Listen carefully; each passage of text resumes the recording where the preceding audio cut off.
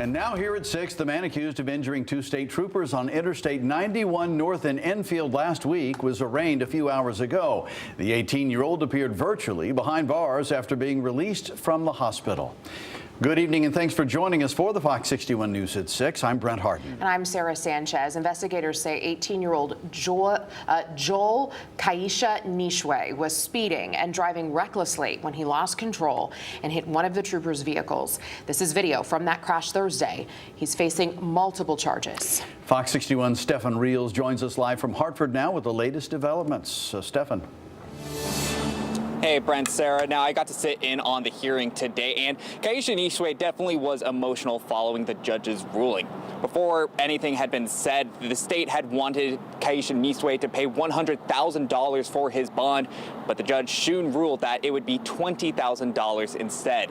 And this came after the public defender representing the 18-year-old that said, while the crash was sad and unfortunate, Kaisha Nishwe does not have a previous record against him, and he's a rising senior at Waterbury High School with a part-time job. And while there are claims that the teen was traveling at 85 miles an hour before the crash, those claims were all estimations from a witness, not a radar gun.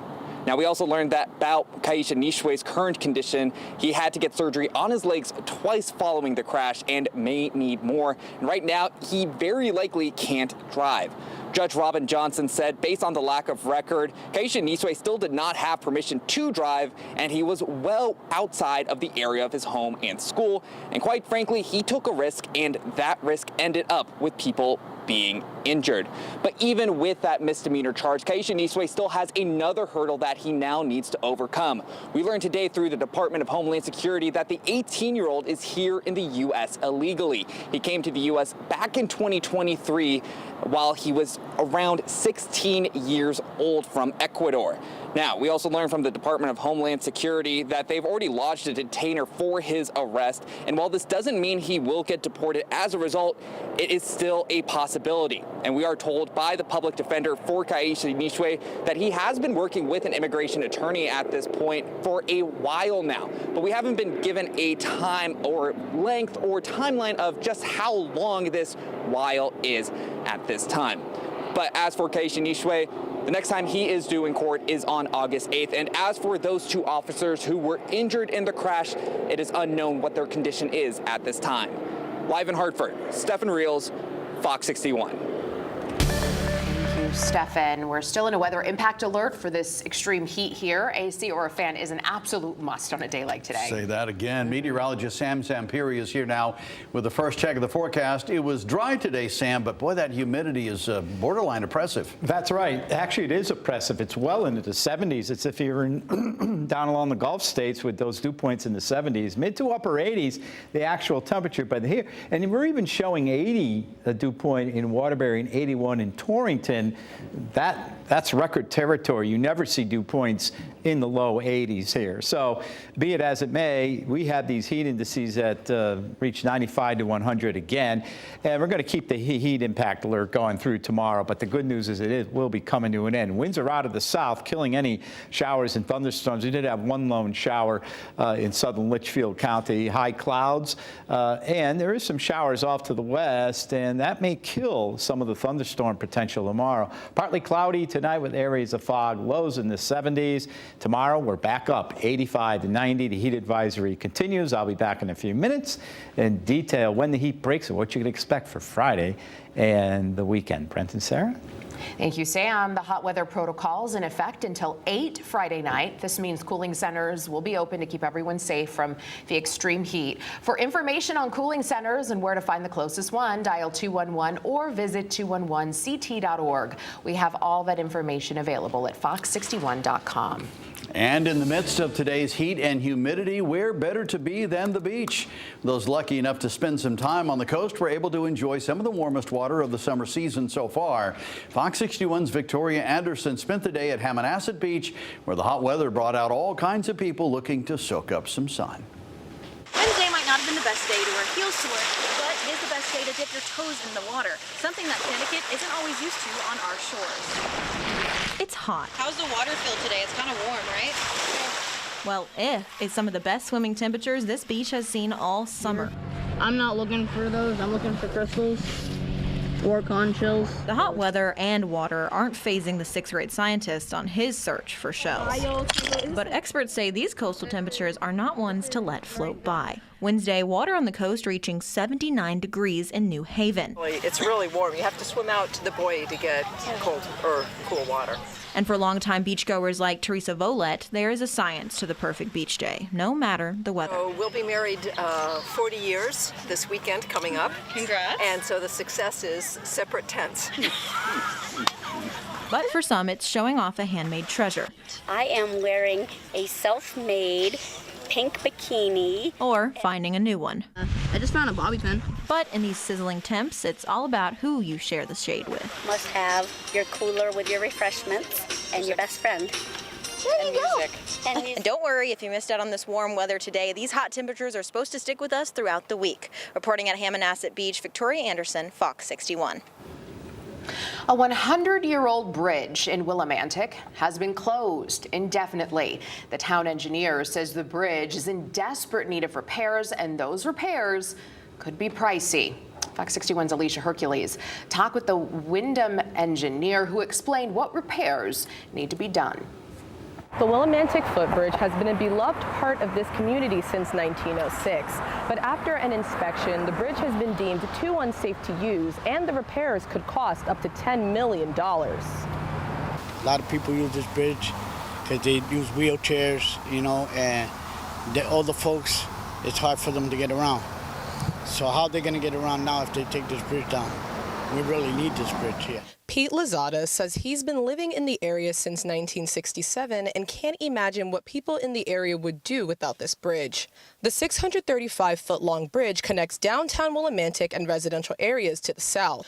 Brian Tarbell, the Wyndham town engineer, says the bridge is being used by more than 1,500 people a week. We've seen this bridge rusting a little bit each year, and we've had it inspected over the years, and it's gotten a little bit worse. 6 months ago, Wyndham got a report from their engineers suggesting the town should consider closing the bridge.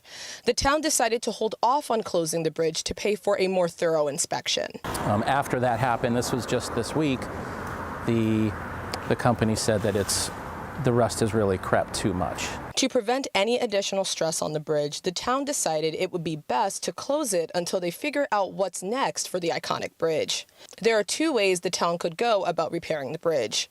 One way is to tear down the entire bridge and replace it with a new one. That could cost up to $6 million. Bob Sheckless has lived in Willimantic for years. He thinks the best option is to repair what's already standing. $6 million to replace it, I think they should refurbish it.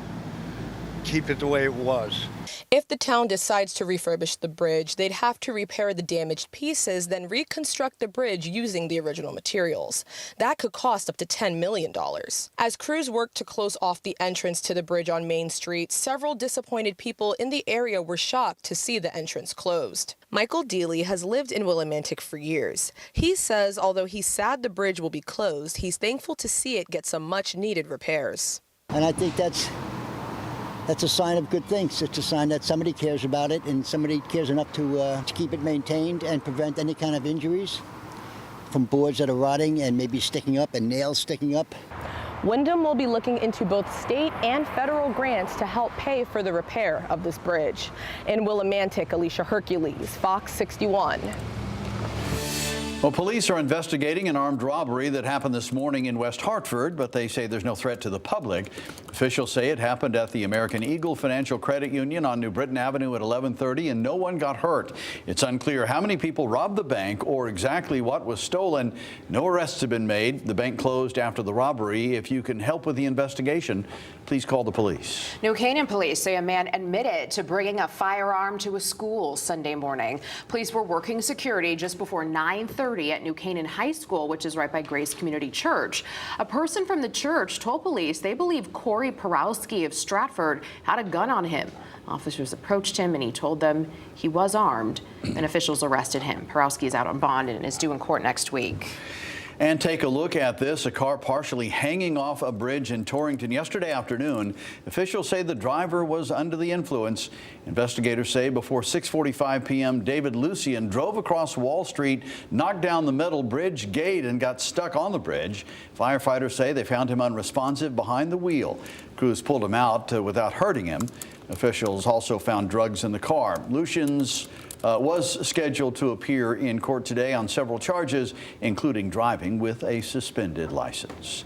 In Connecticut, Attorney General William Tong has filed a proof of claim in the Prospect Medical Holdings bankruptcy case. He is accusing the company of deceptive and harmful practices. The filing includes allegations of negligent misrepresentation, privacy violations, and unfair trade practices tied to Prospect's ownership of 3 Connecticut hospitals. Tong says Prospect promised investment and quality care, but instead stripped hospital assets and endangered patients. The claim ensures Connecticut has a voice in the bankruptcy process and holds Prospect accountable for the damage caused to the state and its healthcare system. And the Lyme man accused of causing a deadly boat crash during Labor Day weekend. Well, his case has been continued again to September.